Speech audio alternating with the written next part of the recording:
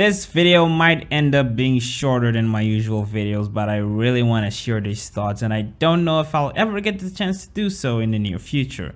Recently, I watched the season 3 finale of Star vs. the Forces of Evil. I have no intentions in spoiling it or even really talking about it, so to be very brief, it was good. But there is one thing that kept me from maximizing my enjoyment, and to explain what it is, I have to go back a couple of years.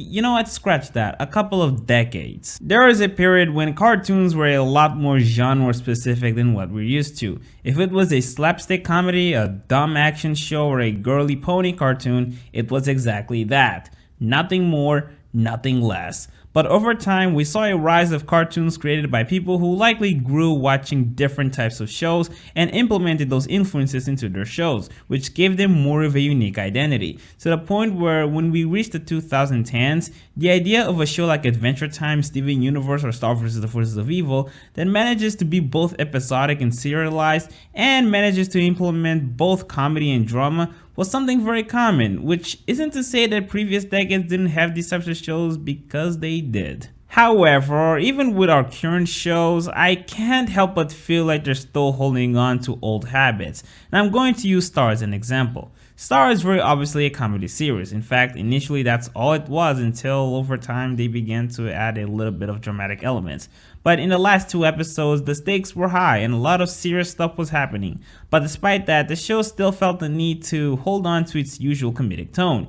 Even when you analyze the less humorous moments of dialogue, you can't help but feel like the voice actors are still trying to deliver the lines in a little bit of a goofy way. Now, don't get me wrong, I'm fine with the idea of comic relief, especially when you fail to predict them, and there are certain moments of comic relief that work very well, and some might also argue that because Star is a comedy series, then it's important to stick to its comedic roots, otherwise we'll end up witnessing moments where the show is tonally unrecognizable. And to some extent, I actually agree, but let me ask you this, which do you prefer? A show that only conveys one emotion or multiple ones? This especially in shows like Star vs. the Forces of Evil that's trying to develop its characters and being above 2-dimensional. And look, I'm totally fine with shows that are trying to convey just one emotion instead of multiple, but I usually prefer the latter. It's not even that I want Star to be just as dramatic as it is comedic. What I want is for whenever the show has scenes that are meant to convey drama, they embrace the drama. And this is even a bigger deal if we're talking about emotionally overwhelming situations for the characters. I remember back in the premiere when we witnessed the story of Queen Butterfly after her mom died, and there were these weird moments of silly dialogue that made me wonder whether or not I was supposed to find these scenes dramatic. And this is not the first time I've witnessed this. I had the same issue with the last few episodes of Legend Quest, and if I dig even deeper, I'm 100% sure I will find even more examples of cartoons not wanting to fully embrace their dramatic scenes, just because the series itself is not mainly a drama. Or maybe it's because it's a kids show, I don't know. I'm not really sure what they're trying to achieve with this. You know, I have a confession. There was a period when I probably would have found this to be justified.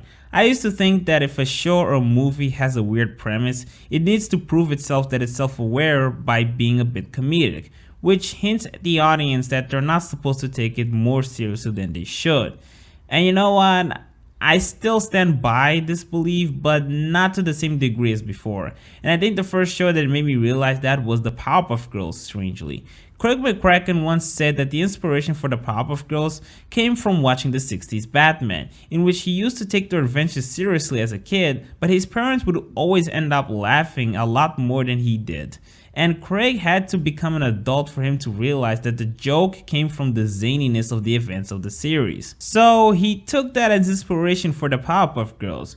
But here's the catch. I'm 20 years old, and when I watch the Powerpuff Girls, I take their adventures just as seriously as I did when I was a kid. Not to say that I never laugh, of course I do. In fact, a lot actually. But only when there's a joke. I never laugh at how silly the concept for the show is, despite how I am massively aware that the show has a silly concept. And I believe that the reason for that is that I've accepted the show's weirdness.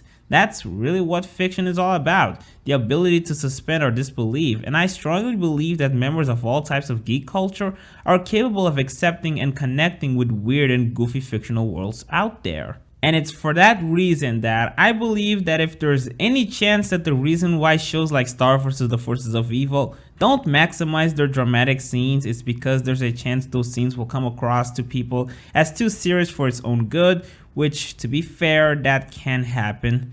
Well, all I can say is that you at least have my permission to be more dramatic if a scene wants to be. I'm gonna be honest, I hate how almost every Western cartoon out there is a comedy. I wish there was more tonal variety, and if I see a cartoon trying to push that boundary, I will encourage it until I die. Oh, and I don't even want to talk about the current state of adult cartoons and animated feature because that's an even bigger problem that I might have to touch another day. Anyway, I hope you guys enjoyed this video. Bye for now.